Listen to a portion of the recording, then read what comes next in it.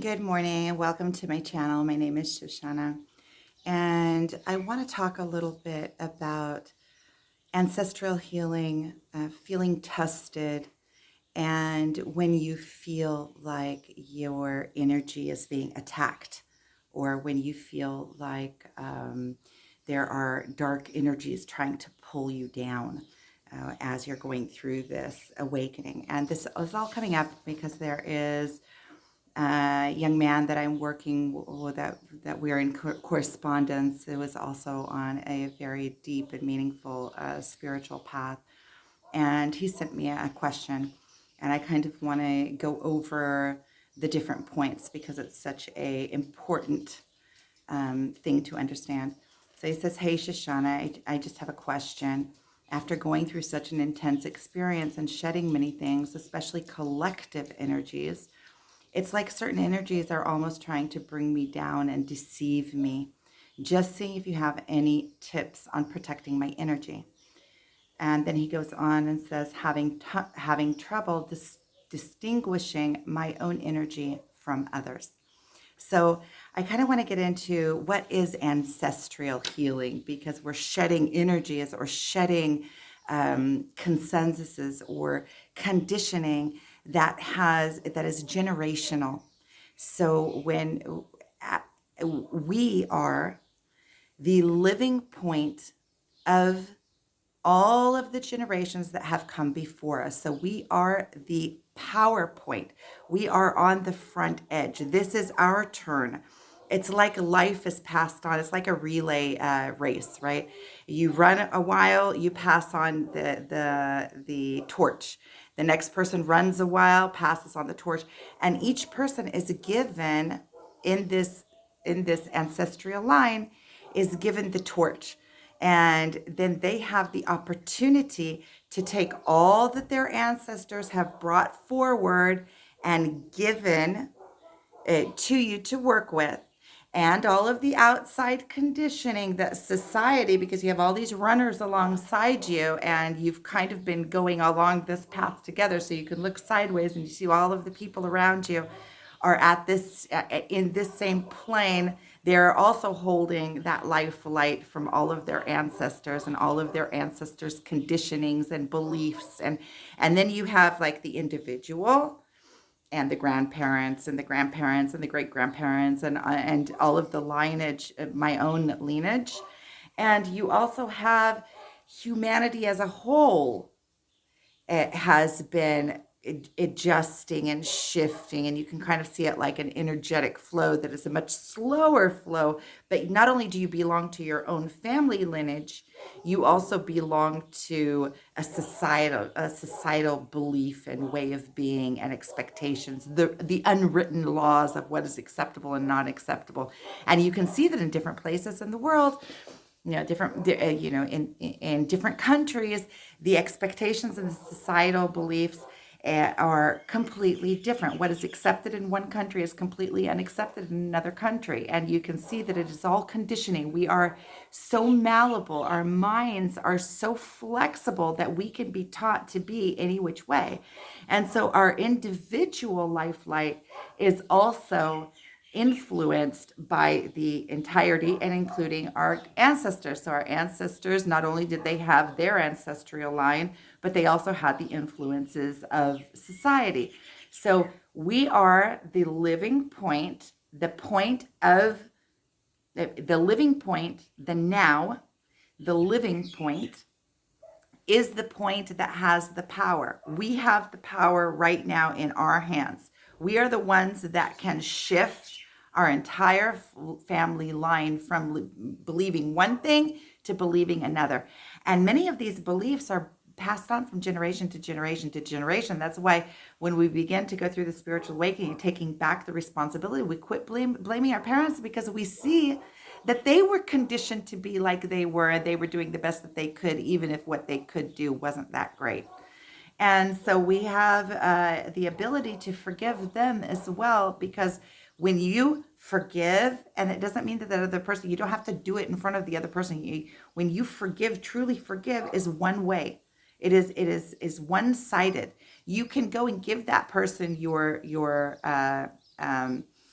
forgiveness, and sometimes it won't even be accepted because it'll trigger within, well, what do I need to forgive you for? Sometimes it's just completely one-sided, and sometimes the person that you're forgiving isn't even alive anymore. You're forgiving a parent that has already passed for whatever they have done, because the forgiving is for you, to set you free, and it allows you to take back responsibility. Because once you forgive, because if you're holding something, that means that you're blaming. If you're blaming, that means that you did that to me and made me be this way. It's like, I am this way and that is set in stone and it's your fault. Whereas when you forgive, you take back that responsibility. You say, I forgive you for everything that you've done. Thank you. Now I'm taking over the reins. I'm going to change whatever it is in me, because you are responsible for you. I am responsible for me. If I was conditioned in a certain way and it's crappy conditioning, then it's my responsibility to change that conditioning, to find those places within me and say, no, I refuse. My parents did it before them. My great-grandparents did it. I am now going to heal that place in me so that I don't pass that along in my lineage. I'm going to heal it within me for humanity. I am going to heal it within me to let all of my ancestors off the hook, right? Because everything, when you come to this very deep understanding that the only moment of power is the power of now. This very moment is the only moment, and this moment, and this moment, and this moment. And by the time you say it, it's already gone. The perpetual now in every single, there isn't even a moment in the perpetual now, because a moment is something that you confine. The perpetual is that is. This is in Hebrew. It says the name of God as he presented himself to Moshe and Sinai. The only place in the ancient Bible where God actually says his name is it is what will be, or what will be, or it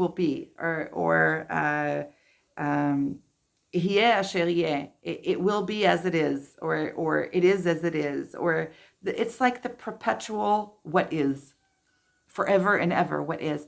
And when you understand this, you understand that everything is happening simultaneously. So when you heal your lineage, not only are you letting all of your ancestors' energy, all of the, when they passed on from this plane, from the physical plane, they released their bodies and went back into the circulation of everything that is. They are still in existence.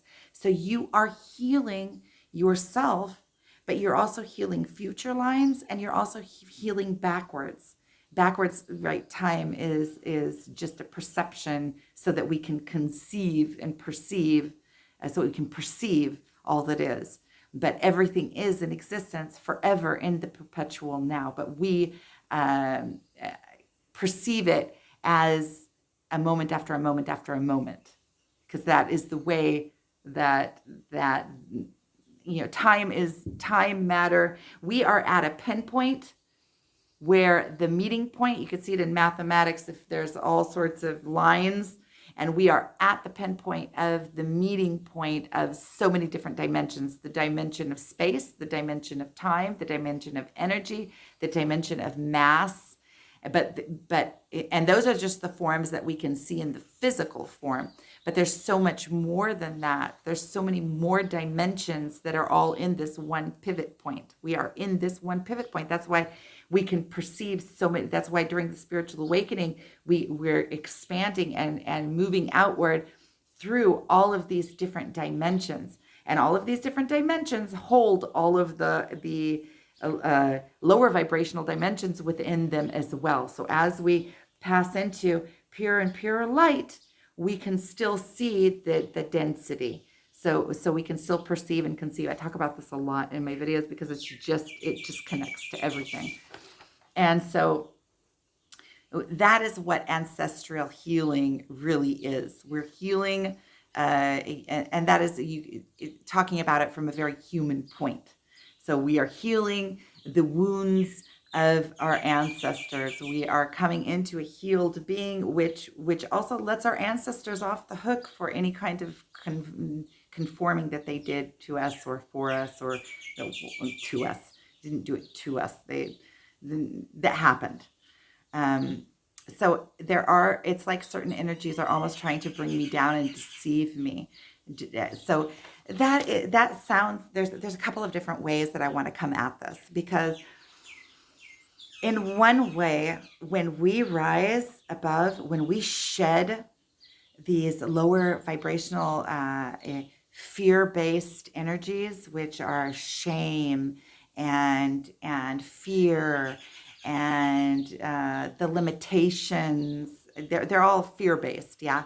But shame and I'm not worthy enough, and all of the feelings that are making me smaller and making me, because fear makes you come into like a ball. It's confining, it's constraining.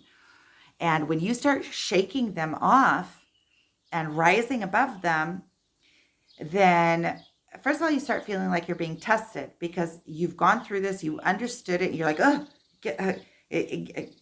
I rise above it. I'm shedding that. I don't want it. I see it now.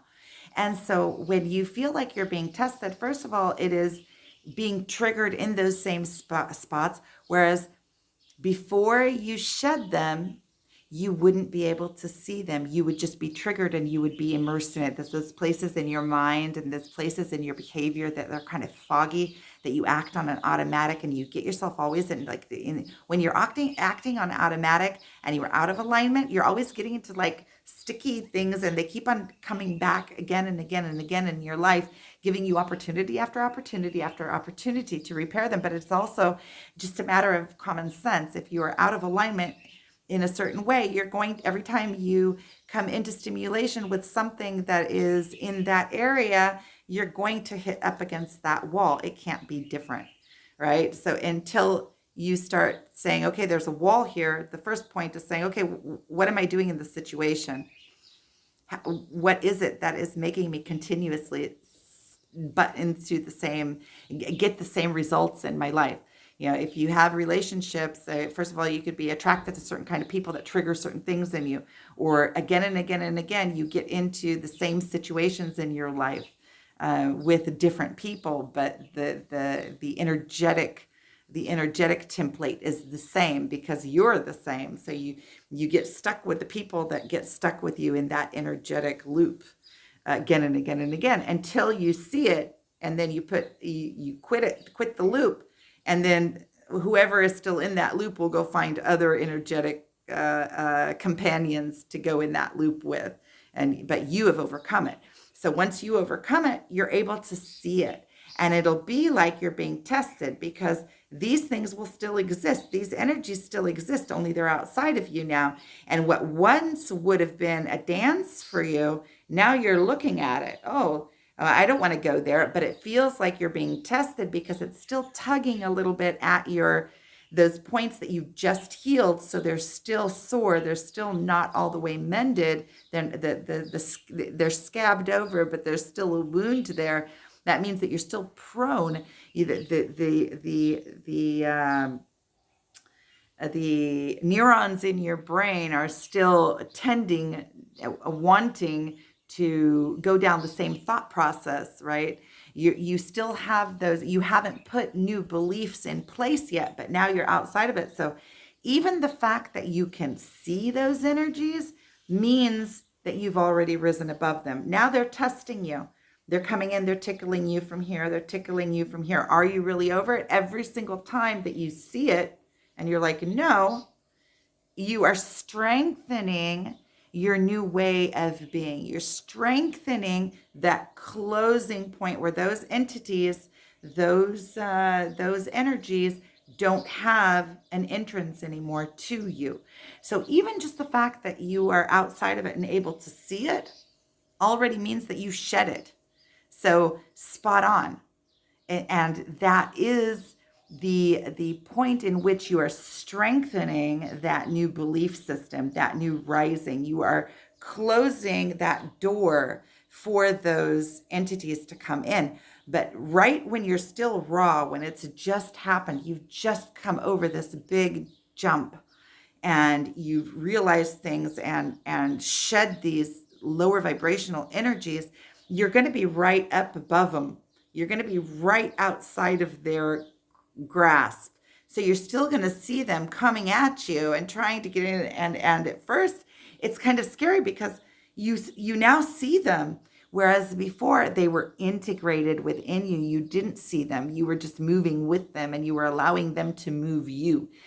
So you can see them as separate entities. You could see them as jinns, demons. I think that this is what the Bible, when the Bible was speaking about demons being possessed, it is exactly this that they are talking about, these lower vibrational energies that need a host in order to get any kind of representation in the physical world. So you will feel like your light energy, your rising, your light energy is being attacked or tempted, or you're being tested.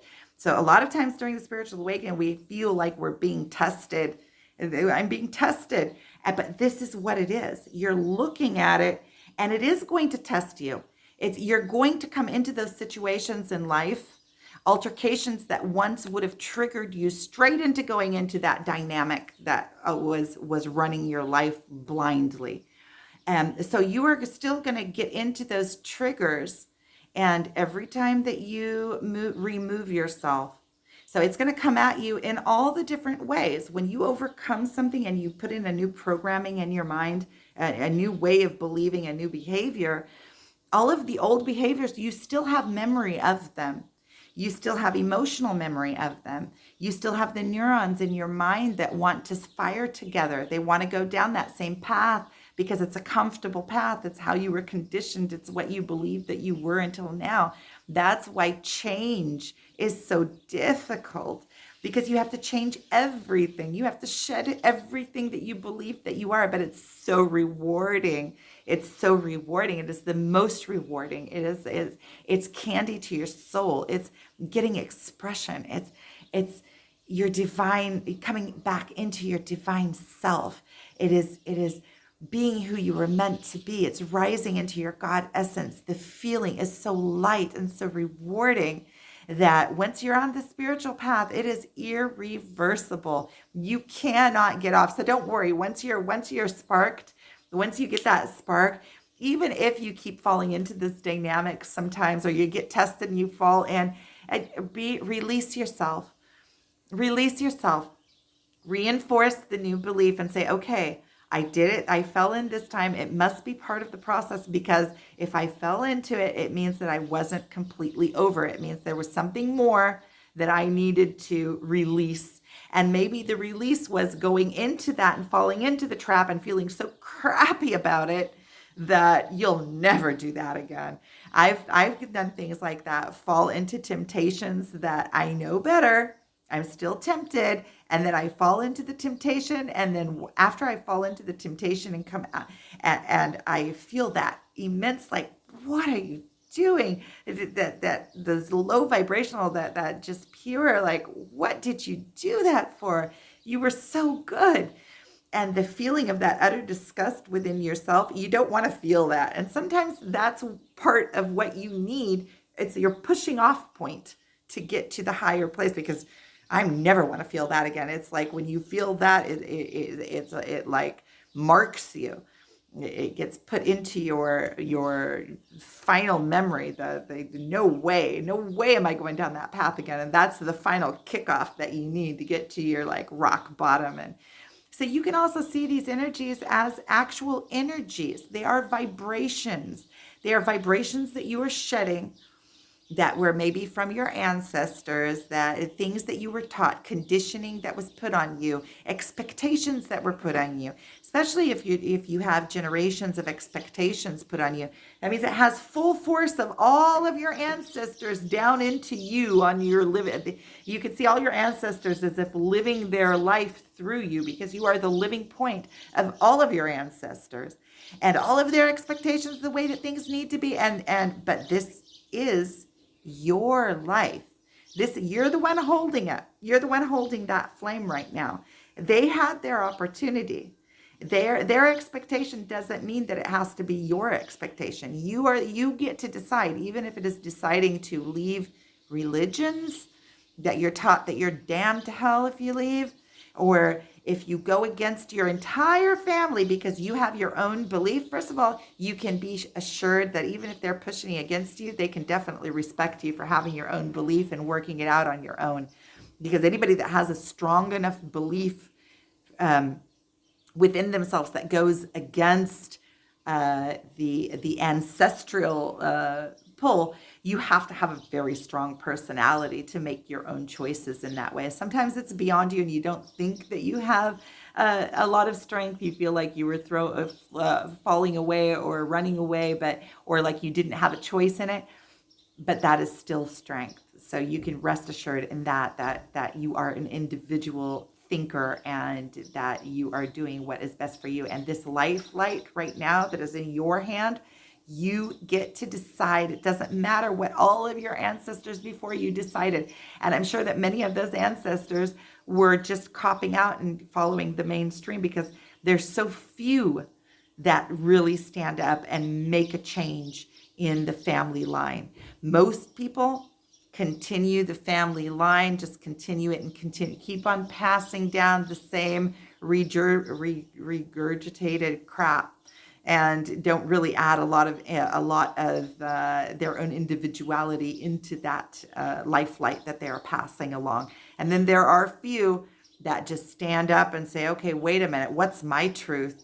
And they completely change the entire lineage of their family legacy, completely change it. And I don't mean by like going and changing your family name so that you don't want to have anything to do with them. It's exactly the opposite. It's taking all that power that they bring and bringing it and making them proud too. They don't have a choice in it right now. Right now, you're the one holding the life light, so you get to decide. And you get to decide for them as well, and you can thank them for all that they brought to you, all of their teachings. Even if their teachings were something that you're shedding now and having to do work, you can thank them for conditioning you in such a way that you had to and were forced to go internally and decide for yourself, because you couldn't hold up the falsity of what you were taught. And so you can thank them for that as well, and you can forgive them, and you can let them off the hook, and you can rest assured that you can hold it now. You can hold that life light for them. There's no pressure in it. When you get to your final truth, when you get to your inner core, when you know that who you are, there is a complete relaxation in that. Something that is just so authentic. It just is. There's no need to outwardly prove it. There's no need to force it. And it just simply is. It is what it is. And so let me see if I wrote anything else. So these energies were always there within you. You can see them. It is like being tested. Once you see them, that means that they are outside of you. What is ancestral healing? Jinns, and all of the energies in existence, every single vibration that there is all around us in every moment of time. So that means all of the opportunities, all of the ways of feeling. That's why I can feel elated, and there can be somebody right over here that's feeling completely depleted and depressed. It is what you are, like a radio station. It's what radio station you tune yourself to. So all of the emotions, all of the vibrations, all of the jinns, all of the energies, all of the demons, whatever you want to call them, are all around us. There are entities, just like we're an entity in a body, right? Think about it.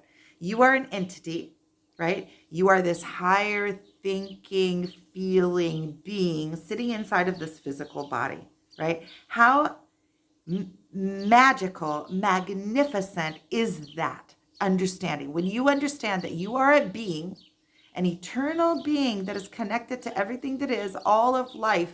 You are connected to everything. The plants, you eat plants from the ground. You are connected to this planet, to this plane, to the earth. You are connected through everything that you are, through your feet that you walk on the ground, through your meeting, through your voice. You are of a species. You are of a species. You belong. And the other species also belong.